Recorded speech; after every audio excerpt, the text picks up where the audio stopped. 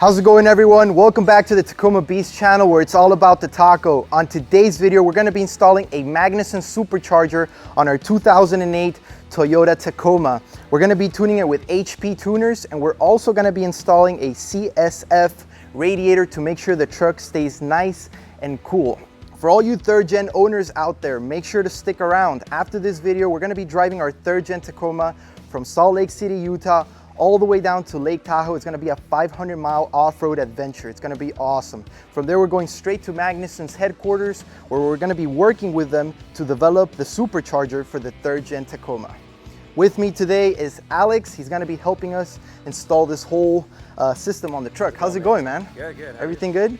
Yeah, awesome. So why is it that the truck right now is at the dyno? So before you do anything to a vehicle, you kind of want to get a good clean bill of health, as they say. Put it on the dyno, data log it, make sure everything looks good, it's mechanically sound, because before we want to get into diving into put on a supercharger, in the radiator, tuning it, what have you, you got to make sure the vehicle is fit for those things. And that's what the dyno is used for. All right, let's get to it. Yeah, sounds good.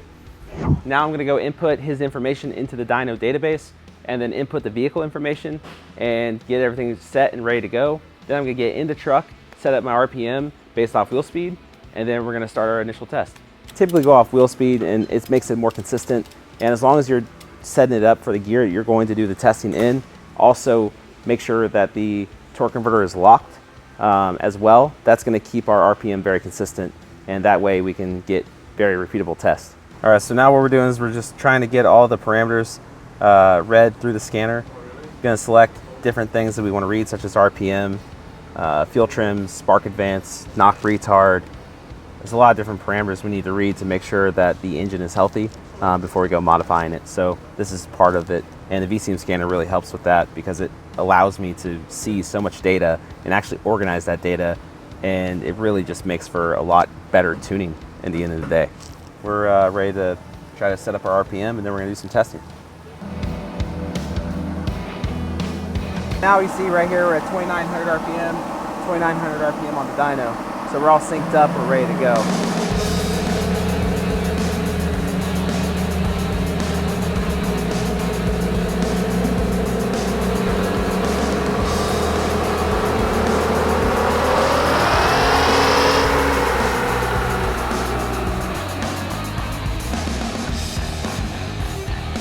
All right, clean pull. Again, once at about 5,300 RPM, we hit a limiter, but we'll adjust that with HP tuners, and then we can actually get those limiters out of the way, get those not only RPM limiters, but also the speed limiters out of the way. We've got a great base to start from, and we're gonna only build from there. It looks like 226 pound-foot of torque, 183 horsepower. These are definitely designed for low-end torque as they're off-road oriented vehicles. You can see this is our torque curve right here. This is your power curve. Now we made a peak of 180 horsepower, 225 pound-foot of torque once graphed out. Now you guys at home are probably thinking, well, that's pretty low numbers. Yeah, you know, this dyno is a heartbreaker, but again, we're not in one-to-one. We've got big, grippy tires on here, so the more rotating mass you have, the less power you're actually going to show to the tire. So there's a lot of other things that we have to account for when we're doing our dyno runs, especially with an off-road vehicle. So our pull started, we started sampling at 3,000 RPM. So you can see, you know, this is our torque curve, and ideally we want to have as flat of a torque curve as possible. Now, as you see, as our RPM increases, our efficiency in the motors is decreasing. The supercharger is going to change that. The supercharger is going to give you efficiency from start to pretty much finish. It's going to give you more efficiency everywhere. So it's going to help out that NA engine a lot. So right now you're seeing a torque drop after about 3,900 RPM. Torque continues to drop, but obviously we have momentum, so horsepower is still increasing, and also you have advance in timing as RPM is increasing. Nonetheless, we have a baseline. We can go from here. You don't know where you're going until you know where you're starting, and now we know where we're starting, and we can get a good direction forward. All right, so next we're gonna be installing the CSF Radiator. Alex, tell us, why is it important to go with an aftermarket radiator and not leave the stock radiator on? Well, as I said earlier, more power, more problems, right? So we need to mitigate those problems. And one of the ways you're going to mitigate those problems is by addressing the cooling. Whenever you make more power, you're going to generate more heat. So to accommodate for that or account for that, we need to add parts such as a better, larger core radiator to help keep things in check in terms of temperature. Awesome, man. So from here, we're gonna prep it. We're gonna be installing the radiator and basically start installing the supercharger.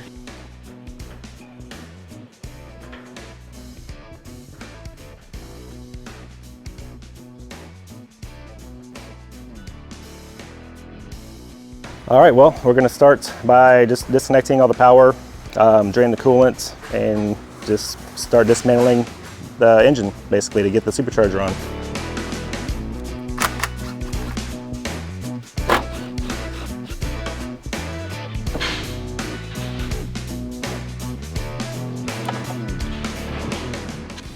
It's a lot of stuff to take off. A lot of connectors, a lot of plugs.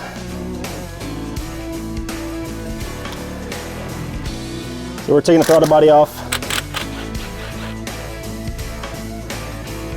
We're getting ready to pull the intake manifold, and we just need to make sure there's no other connectors or wires or anything attached to it.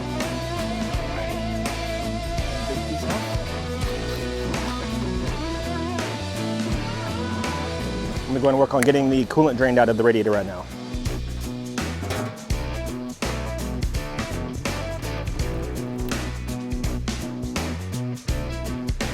So we are working on getting the radiator all pulled out. So we've got it draining down below, and then we're going to pull the hoses and get the fan out of the way, the fan shroud, and get the radiator out.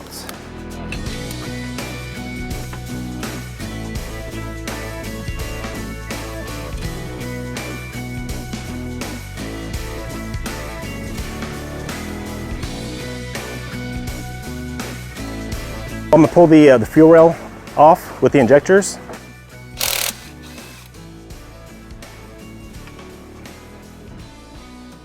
We have two idler pulleys here that we need to remove, and then we're actually going to stack the new idler pulleys that came with the Magnuson on top of the original idler pulleys. So we're going to get those swapped out, and then it has a new pulley that goes on the balancer for the drive of the supercharger.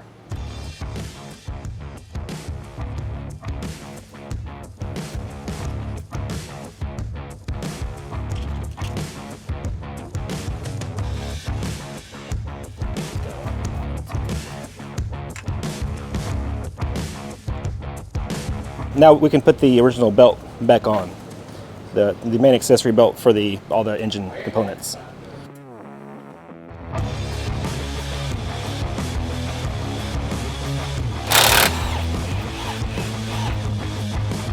So this is the new pulley, for the lower pulley for the supercharger. It just slides over the factory balancer down here at the crank.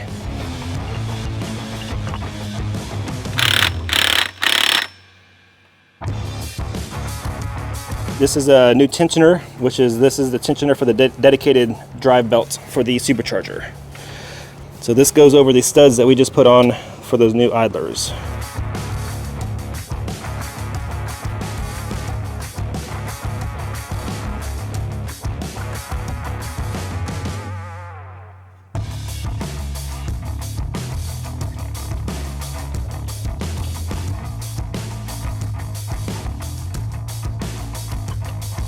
We have some spacers here. They're going to be going in between the water neck and the engine to space it out. That'll allow the belt for the supercharger to run up to the supercharger.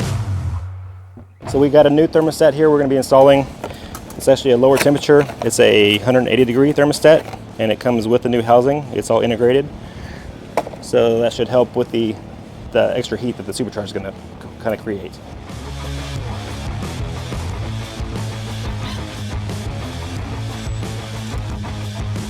Since we did space this water neck out, the hoses going to the oil cooler, they want you to trim about a ½ inch off of the hose. Since it's kind of pushed out, the hose kind of protrudes a little bit farther forward.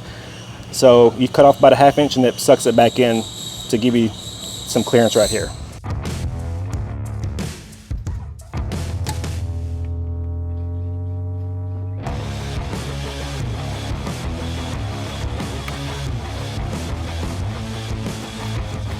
I'm gonna go ahead and replace the spark plugs.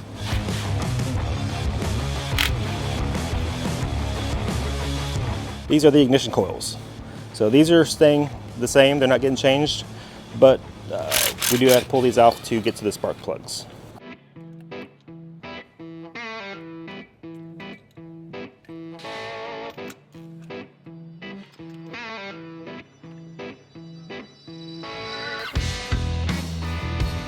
All right, now we can get these guys back in here.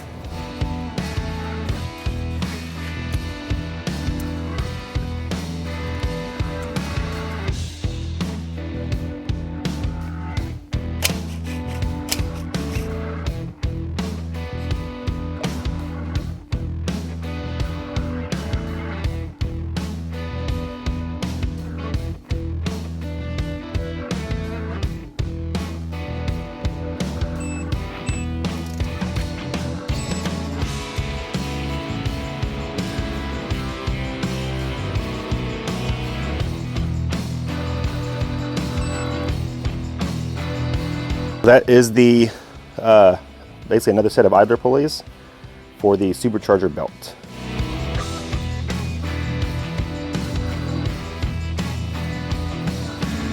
So now we're going to install the radiator.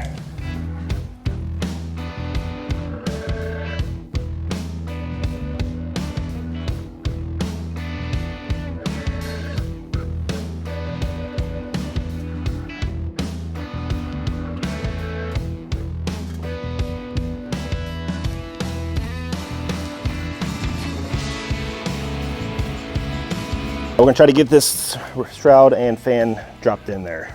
It's kind of a tight fit, especially with everything kind of pushed out and the thicker radiator.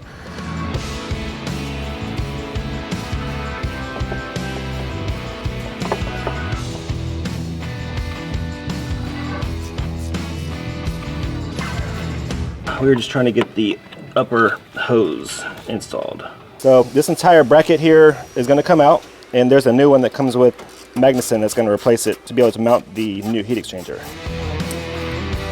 Okay, so now we're going to go ahead and get the heat exchanger into place.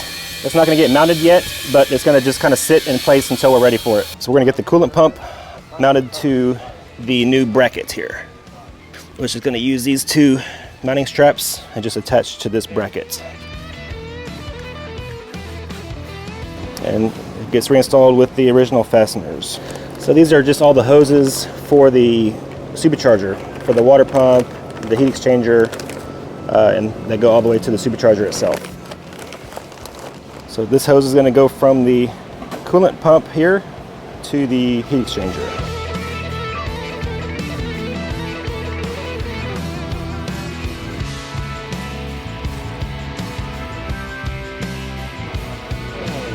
This is the other hose that attaches to the coolant pump down at the bottom. This is going to go to the reservoir. Now we're ready to go ahead and mount the reservoir for the supercharger.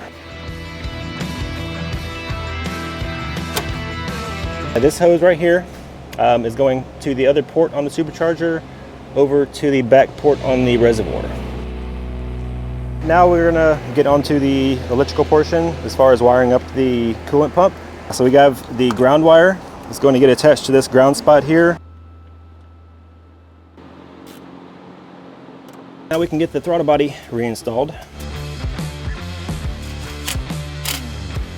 All right, so we're going to reinstall the factory air box. It's going to go from the throttle body and just sit right on top of the motor.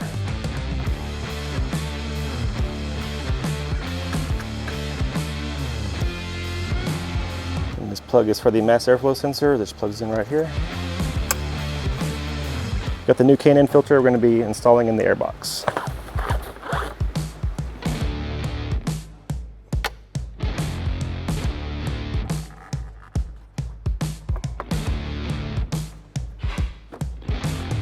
Yeah, all we got left to do is just fill the coolant in the radiator for the engine And then also for the supercharger, which we have a vacuum pump that we're going to use to try to get rid of all the air pockets. And aside from that, we're pretty much ready to rock and roll. All right, so Jody just finished installing the Magnuson Supercharger on our 2008 Toyota Tacoma. Alex, what's next? Well, what's next is we get to tune it. And we're going to tune it using the MPVI2 hardware and the VCM Suite software from HP Tuners. The software and the hardware actually allows you to do quite a few things. Even if you've done something as simple as change to wheels and tires, change your final drive ratio and your differential, you can actually go into the scanner and adjust those parameters, or into the editor and adjust those parameters, so your vehicle speed sensor will read correctly now, and your transmission will also shift correctly as a result. Now, also, if you've added forced induction, such as we have done so here, this is going to allow you to go in, change a lot of different parameters to make the car run properly with forced induction and make it a lot safer, and just have more fun and be safe about it. Sweet. Well, that about wraps it up for this video. Make sure to stay tuned for part 2, where we're going to be putting this trunk in the dyno and we're going to see how much horsepower we get out of it. Yeah, in addition to that, I'm going to show you guys a lot of different features in the software and how you can use it at home and help you really dial in your car and have some fun. If you guys like this video, make sure to hit that like button. If you haven't already subscribed, make sure to do so, and I'll see you guys in the next video.